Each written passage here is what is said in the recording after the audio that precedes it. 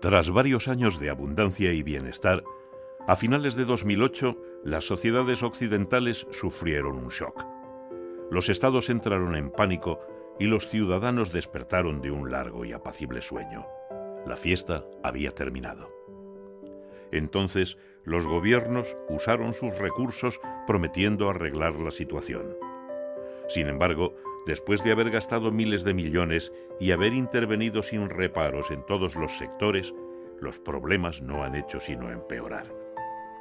Desde los medios de comunicación, las aulas universitarias, los más diversos foros políticos y, por supuesto, la gente de a pie, han alegado como originarias de la gran recesión las más diversas causas: la avaricia, la falta de regulación, el simple devenir de ciclos recurrentes en la economía, todas ellas con una tesis común: la culpa recae sobre el capitalismo. El mercado, otorgando una excesiva libertad a los ciudadanos, nos ha llevado a esto. ¿Qué parte de verdad encierra esta afirmación? ¿Es realmente el mercado libre el responsable de la mayor crisis económica de la era contemporánea? Es más, ¿existe realmente el mercado libre en las sociedades actuales? No vivimos en sociedades de mercado, vivimos en unas sociedades que son híbridos de libertad y de coacción. Todas las sociedades son así.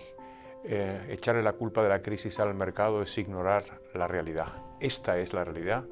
La sociedad y la economía están muy intervenidas, particularmente en los sectores que entran en crisis, como fue la construcción y, por supuesto, el dinero.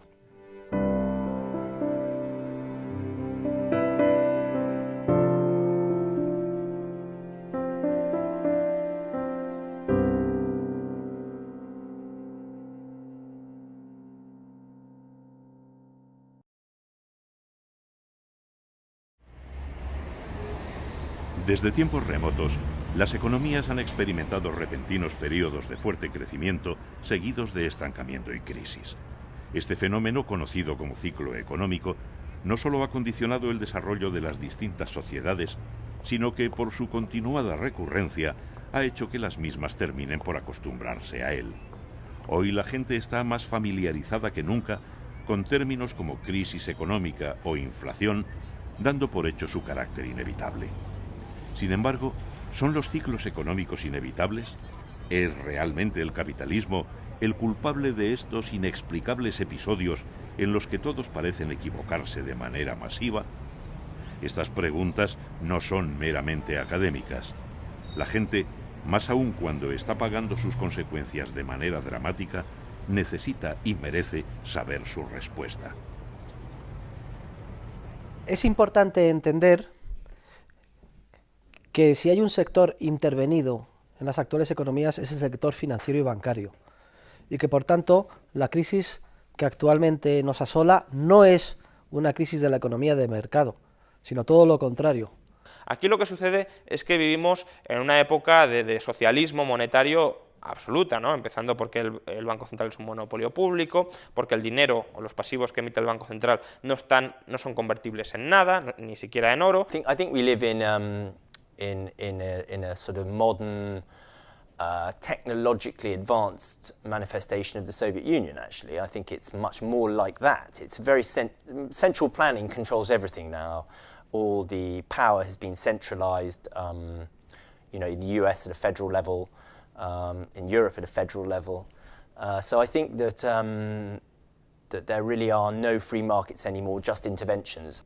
Luego tenemos un órgano de planificación central, tenemos toda una maraña de regulación administrativa que establece o regula minuciosamente el comportamiento de los agentes financieros y un dinero público. Si esto es una economía de mercado, pues que baje Dios, venga y nos lo explique. Esto es socialismo puro y duro en pleno siglo XXI.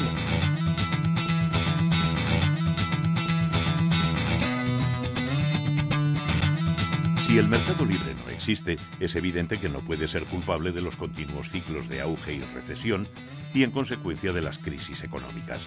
La mirada entonces tendremos que posarla en la tesis contraria, es decir, las crisis económicas son consecuencia de la intervención de los gobiernos en la economía.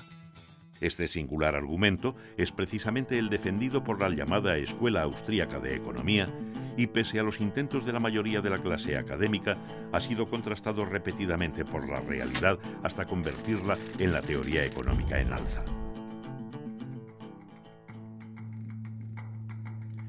Los dos elementos clave para explicar las crisis económicas son el dinero y los bancos. Pese a los exitosos intentos por pervertir ambos conceptos, es importante saber lo que realmente son o deberían ser. Bueno, el dinero se puede definir como todo medio de intercambio que es común y generalmente aceptado.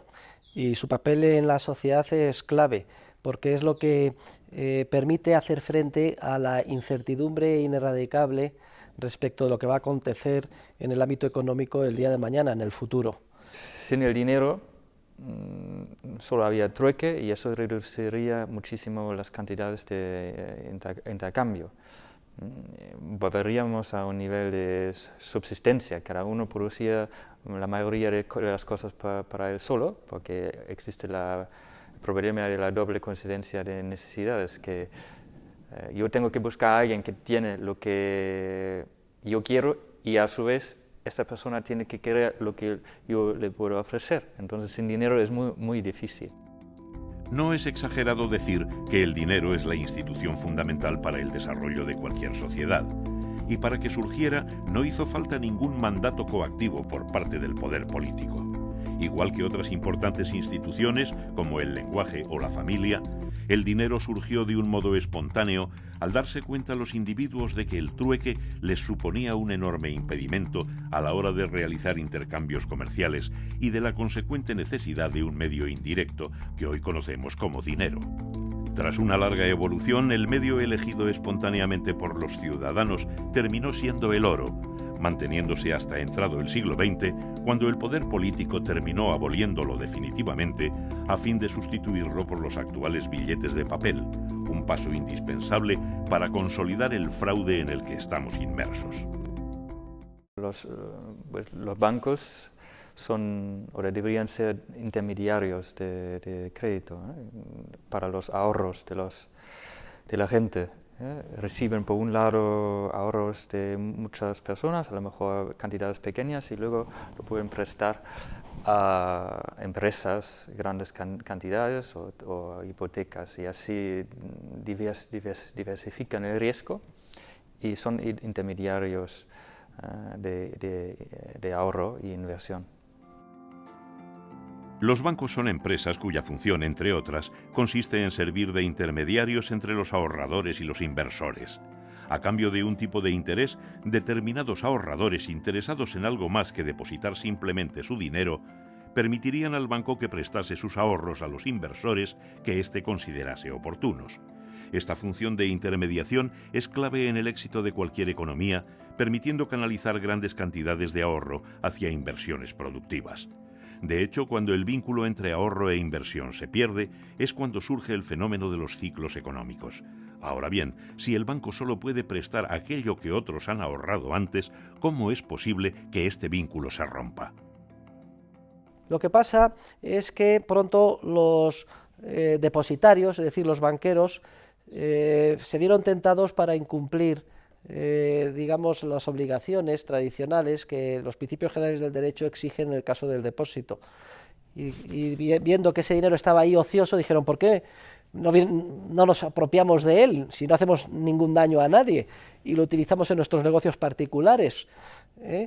Sobre todo teniendo en cuenta que muy de vez en cuando el propietario original va a venir a demandar que se le devuelva el dinero que depositó. Y entonces surge lo que se conoce con el nombre de la banca con reserva fraccionaria, que es aquella que solo aguarda en su caja una fracción del dinero de verdad que se le ha depositado. At the heart of it all, the big macroeconomic problem that we have is that banks are allowed to lend money into existence, to do it without any real practical limit, and that's created all this discoordination and the crisis and the collapse. So there's an enormous amount of suffering and injustice has been created by these banking institutions. I think it's one of the biggest moral questions of our time. Desde hace siglos, los bancos, debido al interés político, gozan del privilegio legal de la llamada reserva fraccionaria. pudiendo prestar el dinero de sus clientes al mismo tiempo que tienen la obligación de devolvérselo de forma inmediata en el momento que éstos lo reclamen. De este modo, el banco rompe el vínculo entre el ahorro y la inversión al verse privilegiado para poder prestar el dinero de cada uno de sus depositantes, lo quieran estos o no, expandiendo el crédito de forma artificial o, lo que es lo mismo, creando nuevo dinero. Así, cuando una persona deposita 10.000 euros en el banco, este, en vez de guardarlo todo, solo está obligado a guardar legalmente un 2%, pudiendo prestar a otro cliente el resto. Este cliente lo usará para, por ejemplo, comprar un coche. De este modo, el vendedor del coche ingresará este dinero en otro banco, que a su vez solo guardará el 2% y volverá a prestar el 98% restante en un proceso que podría repetirse hasta 50 veces. En nuestro caso, con una base de dinero efectivo de 10.000 euros iniciales, se llegaría a obtener una oferta de 500.000 euros, siendo este dinero de nueva creación la semilla que alimenta la crisis. The Cobden Centre survey, we commissioned a reputable polling company to survey 2,000 people, and I believe it might even be as high as 74% think that the money that they deposit in a bank is theirs, when of course the legal relationship is you deposit the money, you lend the money. That's in effect another word for saying you lend the money to the bank, and the bank physically then owes you a debt obligation back. Pese a que no podamos establecer un punto claro en la historia a partir del cual comenzó a forjarse el fraude, es verdad que se encuentra un buen antecedente cuando en el año 1844, en Inglaterra, hartos de los continuos ciclos económicos de burbujas y recesiones, exigieron con la llamada ley de Peel un coeficiente de caja del 100% en dinero de verdad, que entonces era oro, en relación con la emisión de papel moneda. El problema es que los legisladores olvidaron incluir también la prohibición de emisión sin respaldo a los depósitos a la vista, de modo que los bancos, sin necesidad de emitir papel moneda, podían seguir creando nuevo dinero mediante simples apuntes contables en sus libros. Claro, esto hizo que los ciclos continuaran, las burbujas continuaran. Las burbujas, resultado de la creación de préstamos sin respaldo de ahorro real, que terminaban en última instancia en una crisis financiera cuando la gente se daba cuenta de que todo era artificial, ¿no? Entonces, se pone de manifiesto que cada un número regular de años, los banqueros privados, cuando vienen las crisis financieras, son insolventes porque no tienen el dinero en efectivo, en oro, necesario para devolver todos los depósitos que han creado. Y entonces, ineludiblemente, es necesario crear un prestamista de última instancia que les salve de los apuros cada vez que vienen mal dadas. Entonces no hay más remedio que eliminar el oro como, digamos, patrón monetario y sustituirlo por un sistema monetario puramente papel, es decir, lo que se conoce con el nombre de las leyes de curso legal o forzoso. El Banco Central es una especie de negocio o de relación entre el poder político y una parte del sistema financiero. Originalmente los bancos centrales eran privados. Entablaron una relación con el gobierno de tal manera que el gobierno les decía: te otorgo el monopolio de la emisión de moneda, que es un negocio extraordinario, y a cambio tú me financias. Luego vemos cómo el error de la ley de Peel lleva, por un lado, a la aparición del prestamista de última instancia, el Banco Central, y por otro lado, a la eliminación paulatina del oro y a su sustitución por un sistema puramente fiduciario tipo papel, en este caso, libras de papel. Whereas in 1971, the Bretton Woods system folded completely with the closing of the gold window by the Nixon administration in the US, leading us into a world of global paper currencies, where every currency in the world is confidence-based as opposed to being physically backed. I have directed Secretary Connally to suspend temporarily the convertibility of the dollar into gold or other reserve assets, except in amounts and conditions determined to be in the interest of monetary stability and in the best interest of the United States.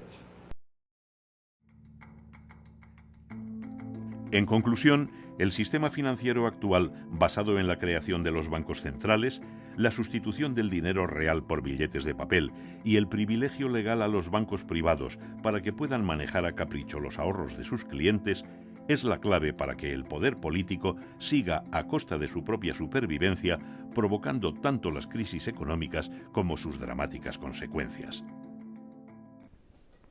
Los gobiernos quieren gastar y impuestos no son muy populares, porque la gente ve claramente que el gasto del gobierno tiene un coste, que son los impuestos que le quitan el dinero. Entonces, otra forma de financiar los gastos es por la producción de nuevo dinero. Entonces, el gobierno gasta más que recibe en impuestos, por la diferencia imprime bonos estatales, luego el sistema financiero, los bancos compran una gran parte de estos bonos, y luego el Banco Central compra estos bonos. En los Estados Unidos los compra directamente, o en la Unión Europea, en la zona euro, lo acepta estos bonos como colateral para nuevos préstamos a los bancos. Entonces los bancos reciben nuevo dinero, que pueden expandir el crédito y los precios suben. Entonces la gente paga también para los gastos públicos, pero paga por la inflación y no lo relaciona a esto. Entonces es más popular, porque si tú subes impuestos, los votantes te van a castigar probablemente, pero con el déficit público, que se financia con la monetización y la inflación, la gente no te castiga o no te castiga tanto. En la práctica, la señal que provoca el inicio del ciclo económico es la bajada de los tipos de interés. Cuando estos caen, los empresarios se lanzan a iniciar negocios nuevos que parecen ser rentables. Esto es así cuando los tipos de interés bajan por causas naturales, como el aumento del ahorro real de la gente. El problema es cuando la bajada de los tipos de interés se produce por la manipulación de los bancos centrales y los gobiernos, llevando con ello a los empresarios a cometer errores fatales de un modo masivo. Es verdad que en principio se producirá un auge económico, se reducirá drásticamente el desempleo, subirán las bolsas, aumentará el valor de las inversiones y con ello la ilusión de la gente, que creerá por fin posible llevar un mejor estilo de vida. Sin embargo, antes o después, todo termina revelándose como una gran mentira. Resulta que como la bajada inicial de los tipos de interés era artificial, los proyectos emprendidos por los empresarios y con ellos todos sus aparentes beneficios resultan ruinosos. Ruinosos tanto para la gente como para los propios bancos, que haciendo uso de su privilegio legal, no solo habrán prestado el dinero de aquellos que no querían prestarlo, sino que se lo habrán prestado a gente que ahora será incapaz de generar los beneficios suficientes para devolverlo y que además lo tendrán invertido en bienes con un valor inflado que está a punto de caer. Así, una vez que terminen subiendo los tipos de interés, el banco sufrirá unos problemas de morosidad que ni siquiera podrán arreglarse quedándose con el patrimonio del moroso, cuyo valor estará a la baja, llegando a una situación tan dramática que ni siquiera los bancos centrales podrán hacer nada para arreglarlo. La única salida será entonces la recesión económica, proceso en el que tendrán que purgarse todos y cada uno de los errores provocados por la penosa e interesada relación entre los propios bancos centrales y los gobiernos. ¿Y quién paga todo esto? Pues los usuarios de la moneda. En este sentido, es un gran fraude. La clave del sistema es que se trata de una especie de fraude legal. Ni siquiera los banqueros privados a nivel individual son conscientes del enorme daño que hacen creando de la nada créditos con cargo a depósitos de nueva creación, que son sus asientos en el pasivo de sus balances. El sistema monetario es un sistema legal. Tiene todos los plácemes de las constituciones y las leyes. Dentro de ese sistema es donde se generan unos procesos especulativos de burbuja y finalmente de crisis.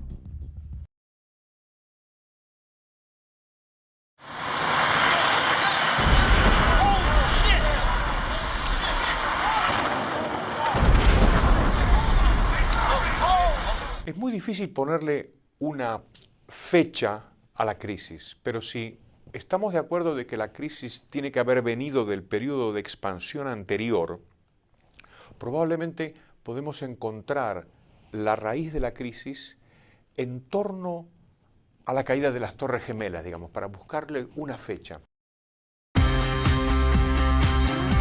Para encontrar los orígenes de la Gran Recesión, debemos remontarnos a finales de los 90, cuando nos hallábamos inmersos en la llamada burbuja de las .com, provocada por las mismas causas que la actual. La bolsa de Estados Unidos llegó a su nivel más alto de la historia y las empresas tecnológicas prometían unos beneficios sin precedentes. Pero todo era una ilusión. Alan Greenspan, entonces presidente de la Reserva Federal, decidió acabar con aquella burbuja antes de que sus consecuencias fueran irreparables, y lo hizo de la misma manera con que antes la había provocado, manipulando los tipos de interés. Sin embargo, sus planes se vieron súbitamente alterados por los ataques terroristas del 11 de septiembre. Las medidas de Greenspan ni ayudaban a superar el trauma, ni facilitaban la rápida financiación que el gobierno americano necesitaba para emprender su nueva aventura militar. To exist, you need an ideology. The question is whether it is accurate or not. And what I'm saying to you is, yes, I found a flaw. I don't know how significant or permanent it is, but I've been very distressed by that fact. Debido o no a este profundo error intelectual, los tipos de interés volvieron a ser manipulados tanto por la propia Reserva Federal como por el Banco Central Europeo, inundando el mercado con nuevo dinero. Si los bancos este dinero de nueva creación en forma de depósitos, que crean de la nada entregando una chequera, lo gastaran en bienes y servicios de consumo, hombre, esto distorsionaría, pero sería relativamente inocuo, solo afectaría o impactaría en el precio de esos bienes y servicios de consumo. El problema gravísimo es que el dinero de nueva creación lo prestan, lo que leemos tantas veces en la prensa, de que hace falta que se abra el grifo del crédito. Yo cada vez que oigo eso me pongo nerviosísimo. Lo prestan como si el ahorro de la sociedad real hubiera aumentado, cuando de hecho tal cosa no tiene por qué haber sucedido. Entonces, si lo prestan, lo que están haciendo es poniendo a disposición de los empresarios capacidad de pago y enviándoles el mensaje o la señal de que deben de emprender procesos de inversión que deben de madurar en un futuro más lejano. Por ejemplo, el millón de viviendas que se han construido en nuestro país en la época de la burbuja, etcétera. Lo que hace bajar los tipos de interés y mantenerlos bajos durante mucho tiempo es atraer capital a las partes de la economía que tienen peor rendimiento, porque el retorno exigido se hace mayor simplemente por la parte de los intereses. Entonces, el sector inmobiliario es muy atractivo. Ya habíamos previamente explotado casi todas las burbujas en todos los sectores. En los años 80 tuvimos la burbuja en los bonos basura, en los junk bonds. En la década de los 90 la burbuja de las .com, con una mini burbuja inmobiliaria a principios de los 90 y posteriormente pues una burbuja en el sector inmobiliario. Creo que era The Onion que decía que la economía estadounidense busca una nueva burbuja para salir de la recesión de la burbuja anterior, ¿no? Pues algo así. Según avanzaba la manipulación de los gobiernos y sus bancos centrales, más parecía haberse encontrado de nuevo el secreto de la prosperidad. Se alimentó la ilusión de la gente, crecieron los salarios, aumentaron los beneficios de las empresas, subieron las bolsas. El sector inmobiliario en concreto parecía engordar indefinidamente y los bancos, igual que muchos empresarios, vieron en él una enorme oportunidad de negocio. Oportunidad que en su caso se veía acrecentada por el privilegio legal de poder disponer libremente del dinero de sus depositantes, lo que les llevó a conceder préstamos incluso a gente que a todas luces sería incapaz de pagar sus deudas. Las hipotecas llamadas subprime son nada más que un ejemplo de lo que sucede cuando el crédito se expande de manera desordenada, muy por encima de lo que son los ahorros de la gente.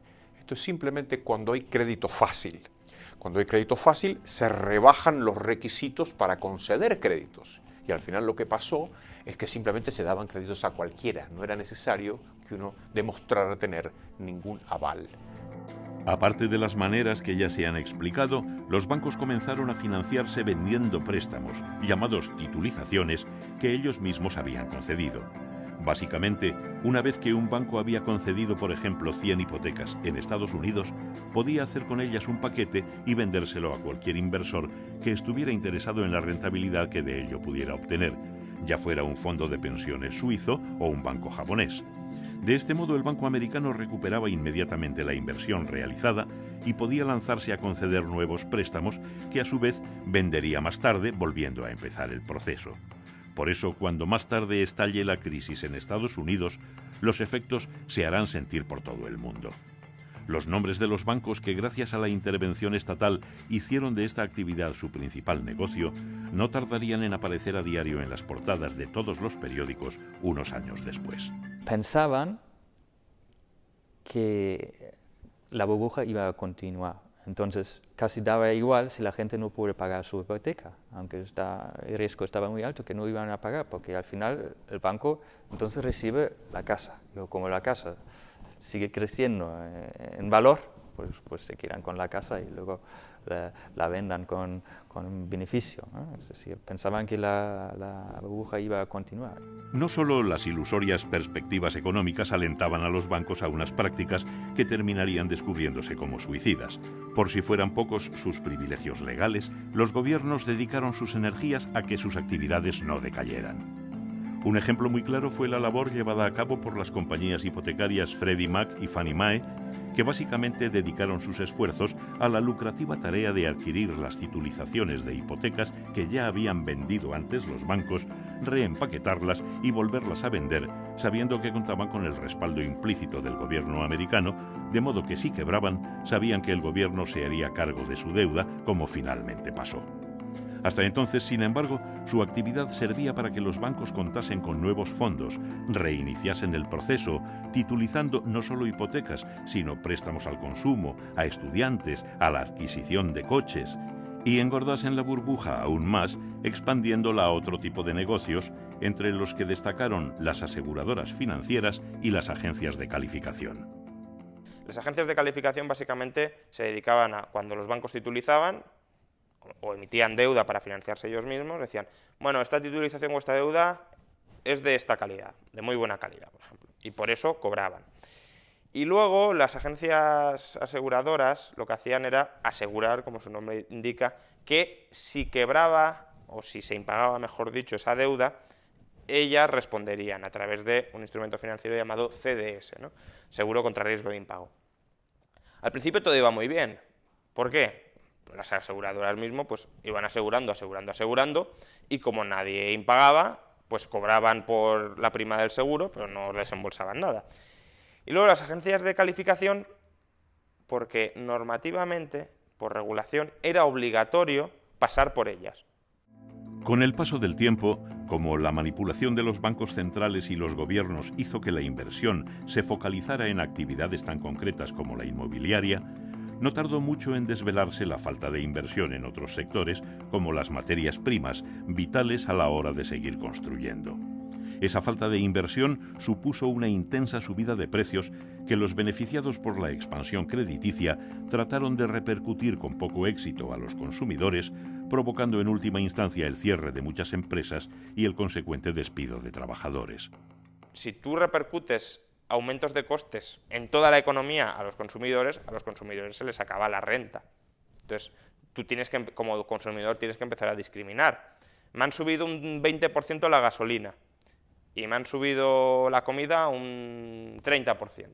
Tú tienes que elegir, ¿viajo menos o como otro tipo de productos más baratos?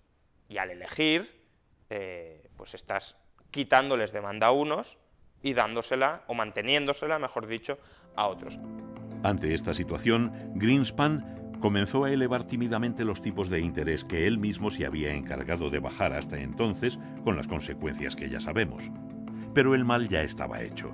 Los sectores más inflados por el auge artificial de los años precedentes comenzaron su contracción, siendo incapaces de hacer frente a la subida de precios de las materias primas. Las empresas comenzaron a quebrar, especialmente durante 2007, dejando a la gente en el paro y con enormes deudas a las que hacer frente. Los impagos de la subprime se dispararon, lo que rápidamente arrastró a aquellos inversores de todo el mundo que habían adquirido esas hipotecas.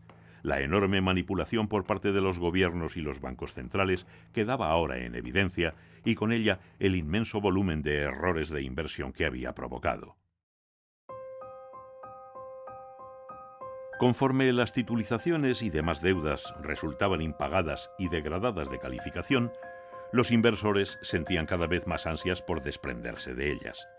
Cuando en verano de 2007 se produjeron los primeros avisos serios de que algo grave pasaba, los bancos centrales, presos del pánico, se embarcaron en una suicida huida hacia adelante, inyectando a los bancos aún más dinero a fin de generar confianza. La Reserva Federal, ya con Bernanke a la cabeza, va aún más lejos, reduciendo en apenas 8 meses los tipos de interés del 5,25 al 2%, tratando de arreglar el problema del mismo modo con que antes se había creado. Como era de esperar, la situación se agravó al acentuarse la inflación, especialmente en el mercado de las divisas y sobre todo en el de las materias primas.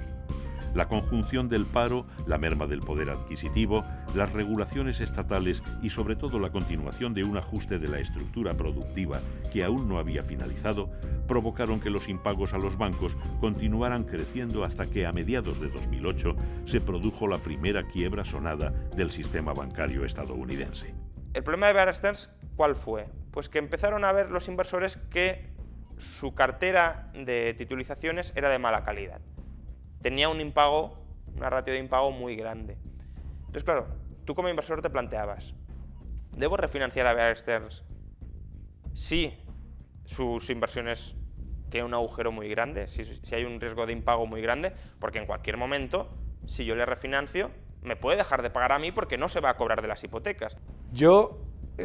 Bear Stearns fue el mini shock, porque Bear Stearns por lo menos se generó con de una manera abierta en el mercado. El gobierno apoyó ligeramente a Bear Stearns, pero JP Morgan compró los activos. Fue una quiebra ordenada. El problema fue Lehman. Pronto corrieron rumores acerca de la solvencia de Freddie y Fannie, por lo que el gobierno americano anunció que en caso de ser necesario las rescataría. Pese a la aparente calma que estas declaraciones supusieron, la primera semana de septiembre de 2008 se hizo evidente la quiebra de ambas, optando el gobierno por invertir $200.000 millones en ellas. De nada sirvió. Solo una semana después, además de anunciarse que Merrill Lynch se vendía a precio de saldo, se produjo la mayor quiebra de la historia. Todos los bancos tenían deuda o titulizaciones garantizadas por Freddie Mac y Fannie Mae. Entonces, si los bancos de inversión habían invertido en esto y estos activos ya empezaban a ser de mala calidad porque estaban rescatadas, ¿qué pasaba con esos bancos? Y ahí pues a Lehman Brothers le pasó algo muy parecido a Bear Stearns en marzo. El problema para mí empezó realmente con Lehman, que fue cuando se empezó a constatar de manera evidente que los estados decidían quién se rescata, quién sobrevive y quién no. Era un banco too big to fail, ¿no? Era un banco que no se podía permitir que quebrara. Y ahí se permitió que quebrara. Y al quebrar, pues digamos que todo el castillo de naipes de expectativas sobre el que se había construido el sistema financiero mundial, que los bancos nunca iban a quebrar, pues se vino abajo. Se introduce tal nivel de incertidumbre en el mercado sobre los activos que estos bancos tienen, que estos bancos ellos mismos dejan de prestarse entre ellos. Luego también la agencia aseguradora AIG, como se empezaron a multiplicar los impagos y tenía tantos seguros contra impagos, pues también empezó a recibir un montón de reclamaciones de reponme el capital y no podía hacer frente a ello, con lo cual fue otra que tuvo que ser rescatada porque si no habría quebrado y se consideraba inaceptable que quebrara. Al final, ¿qué sucedió? Bueno, pues la Reserva Federal sostuvo el crédito a corto plazo, solo prestaba a corto plazo la Reserva Federal, no como luego, que se ha puesto a comprar activos a 30 años, que eso es una barbaridad, y bueno, aguantó el sistema. Y luego, el gobierno de Estados Unidos, por otro lado, lo que hizo fue recapitalizar los bancos con dinero público, que no es ni mucho menos la opción preferible, pero tampoco fue pues un disparate absoluto porque en Estados Unidos afortunadamente el activo de los bancos tenía partes muy malas, pero también tenía partes relativamente aceptables, con lo cual a los pocos meses del rescate pudieron devolver todo el dinero. Ya digo, no fue la mejor opción, habría habido otras opciones mejores, pero no fue un disparate como se pudo hacer en otros países como Islandia, que quiso rescatar todo su sistema bancario sin tener ninguna posibilidad real para ello.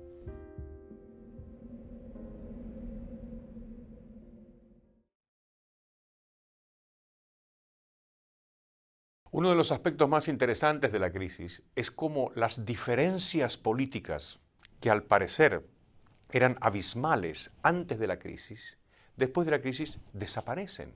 Y todos los gobiernos del mundo han salido a expandir la oferta monetaria con rescates bancarios, a subir los impuestos, a subir el gasto público, todos.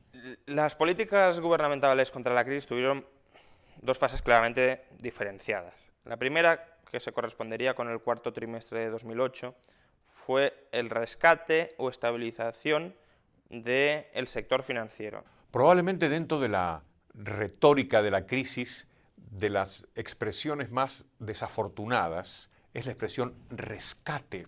¿Por qué? Y porque carece de connotaciones peyorativas. ¿Quién va a estar en contra de un rescate? Parece que un rescate necesariamente es bueno.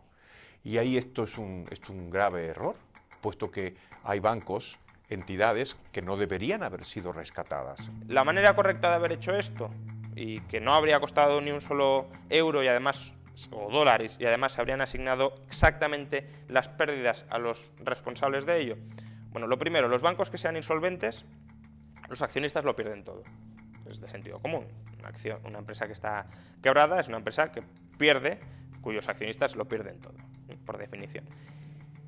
Luego, como tenemos un exceso de deuda sobre el activo, de pasivo sobre activo, que así se define la quiebra, sería cuestión de convertir una parte de esos pasivos en fondos propios.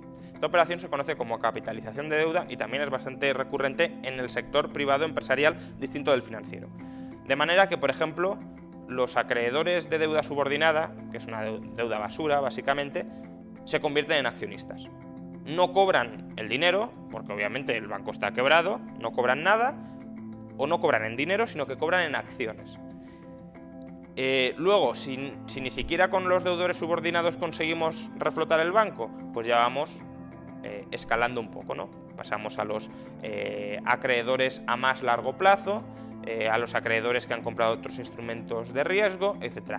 Lo último que habría que tocar serían los depósitos a la vista, porque claramente quien ha metido dinero en un depósito a la vista en un banco no es porque esté esperando hacer una inversión especulativa a largo plazo. Por tanto, primero vamos tocando las inversiones, por orden de relación, las inversiones más especulativas y más a largo plazo, y eso lo vamos convirtiendo en accionistas. ¿El resultado? Pues que cuando hayamos convertido una masa mínima de acreedores del banco en accionistas, el banco estará recapitalizado. Si hay pérdidas, por ejemplo, si las acciones caen mucho de precio por debajo de lo que esperaban cobrar los acreedores, pues lo siento mucho, pero usted invirtió en el banco a riesgo y se ha arriesgado a perder dinero. No habría que haber metido ni un solo euro o dólar del contribuyente. Y tampoco es que sea una conversión tan exagerada de deuda. Para que nos hagamos una idea, la mayoría de bancos estadounidenses, convirtiendo menos del 5% de todos sus pasivos, estaban recapitalizados automáticamente. Muy al contrario, los estados optaron por rescatar a la banca jugando con el dinero de los contribuyentes. La manera más escandalosa fue la llamada creación de un banco malo, como sucedió en Irlanda. Mediante esta fórmula, el sector público optaba por comprar a los bancos todos sus activos tóxicos a precios inflados, de modo que la inversión nunca sería recuperada. Otra manera, puesta en práctica en Estados Unidos, consistió en convertir al Estado en accionista de los bancos, con la arriesgada intención de, cuando se normalizase la situación, poder recuperar lo invertido. En ambos casos se manifestó de nuevo la privilegiada situación de la banca y los ciudadanos tuvieron que soportar cómo su dinero era usado para salvar a unas empresas insolventes que además podían seguir repartiéndose dividendos y remunerando a sus directivos como si nada hubiera pasado. Una vez se consiguió la estabilización del sistema financiero, se pensó que lo único que hacía falta para ya volver a recuperarnos era que a la economía real, que había quedado un poco pachucha, pues darle alguna alegría, estimularla un poco. En esto consiste el Plan Español de Estímulo de la Economía y el Empleo, que desde hoy vamos a llamar Plan E. ¿Qué sucedió? Pues que claro, ¿quién compró esa deuda pública durante años? El sistema bancario. Cuando se empieza el proceso de endeudamiento de los estados, se continúa con el proceso del endeudamiento de los bancos. Y ese ha sido, es difícil decir quién fue primero, la gallina o el huevo, pero lo que sí es fácil es decir que lo que hemos tenido ha sido un proceso en el que los dos estaban participando del mismo problema e impulsando el mismo problema a la vez.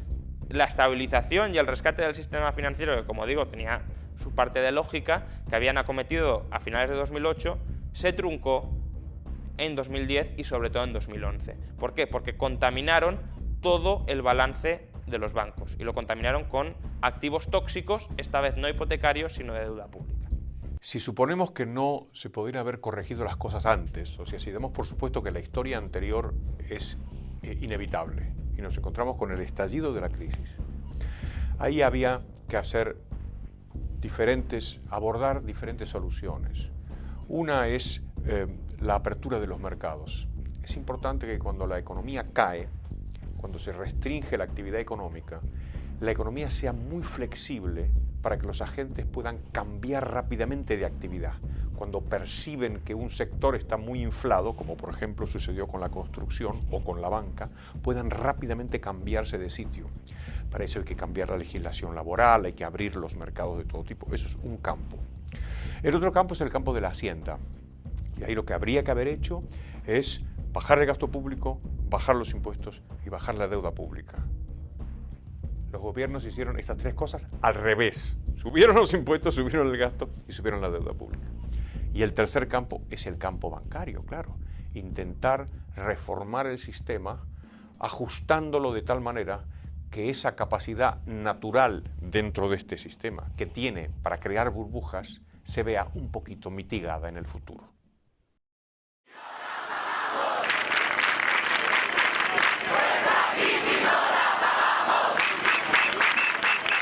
Pues la verdad es que yo soy de las personas cándidas que en un principio pensó que aquello era de alguna manera un movimiento de rebelión o por lo menos de expresión de descontento de la sociedad civil, y eso me habría parecido bueno, me parecía bueno en ese momento.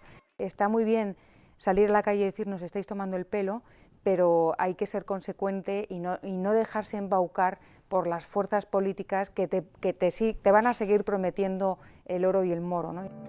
Más grave aún que el desconocimiento económico de la gente es que las ideas más peligrosas, aquellas que nos han llevado a todos a sufrir la gran recesión, son precisamente las que abundan entre los supuestos intelectuales.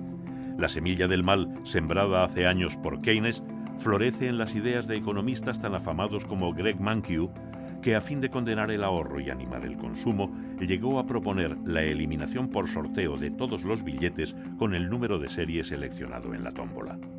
Medida apoyada por Paul Krugman, el economista que, fiel a sus ideas, en 2001 aconsejó crear la burbuja inmobiliaria y que, una vez estallada, lejos de reconocer sus errores, ha ahondado en ellos, llegando a alabar cosas como la guerra de Irak o la invención de una invasión extraterrestre.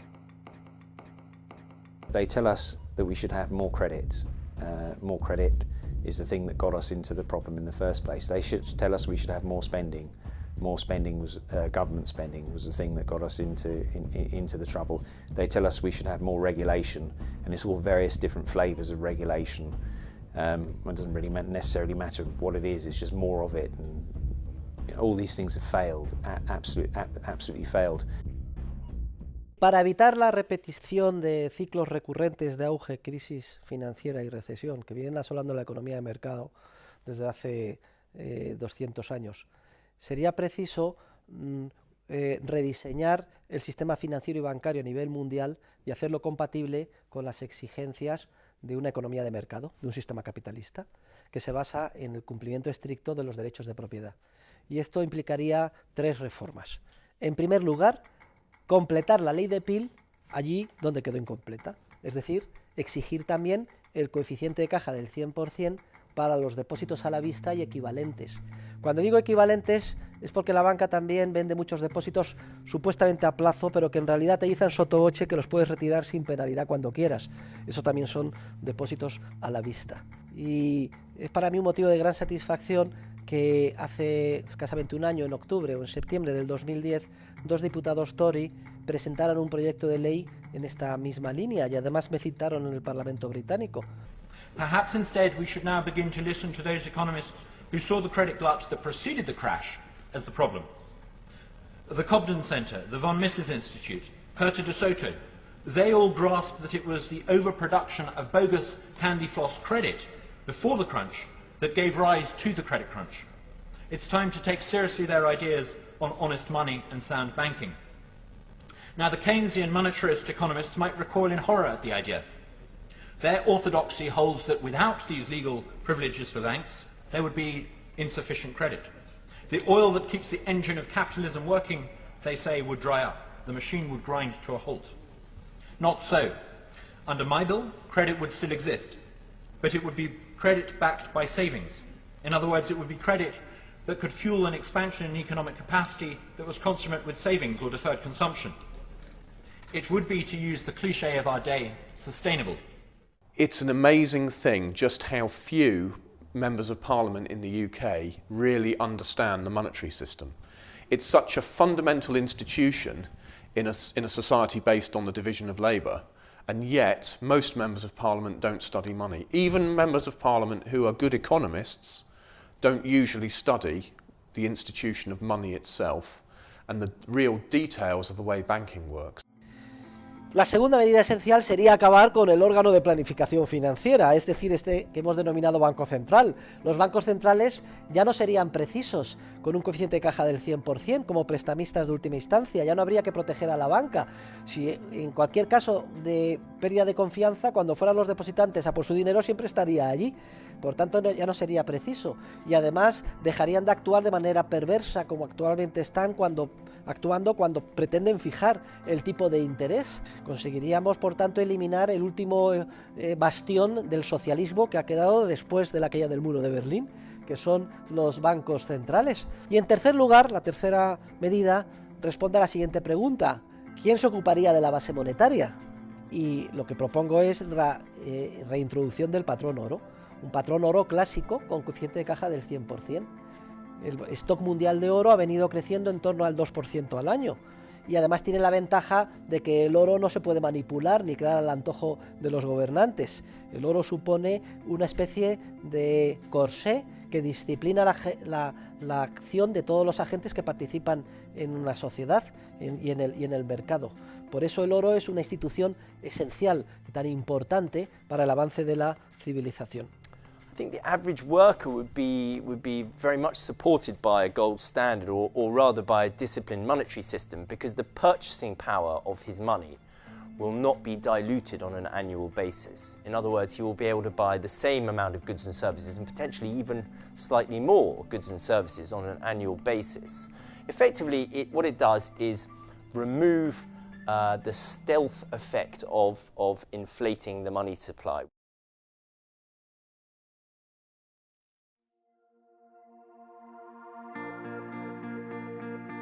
No hace tantas generaciones, los hombres y mujeres de bien arriesgaron sus vidas por recuperar la libertad que les había sido arrebatada. Muchos murieron en el intento. La historia de la humanidad no es sino la larga lucha de los hombres contra la opresión. Hoy el riesgo es menor, infinitamente menor, pero lo que está en juego es exactamente lo mismo. Hemos visto cómo los individuos han enfrentado multitud de crisis a lo largo de la historia, y de todas ellas han salido con un poder político más fortalecido. ¿Hasta cuándo seguiremos cometiendo el mismo error? Tenemos la obligación moral de conquistar para siempre la libertad. Es nuestro momento. Y separar completamente el poder político de las finanzas es el paso fundamental para conseguirlo. Solo así alcanzaremos la verdadera libertad y con ella la paz y la prosperidad. De nosotros depende.